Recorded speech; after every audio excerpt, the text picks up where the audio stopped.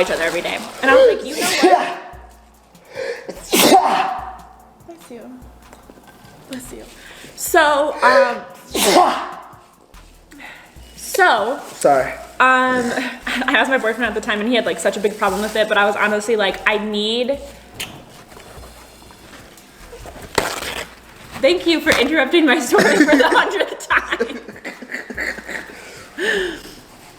I need a roommate, like,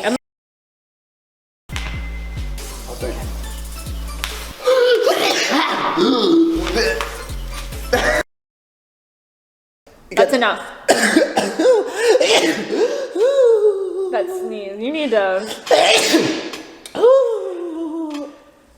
So she's like, what the hell, Dad? You got a good life. I got a really good life.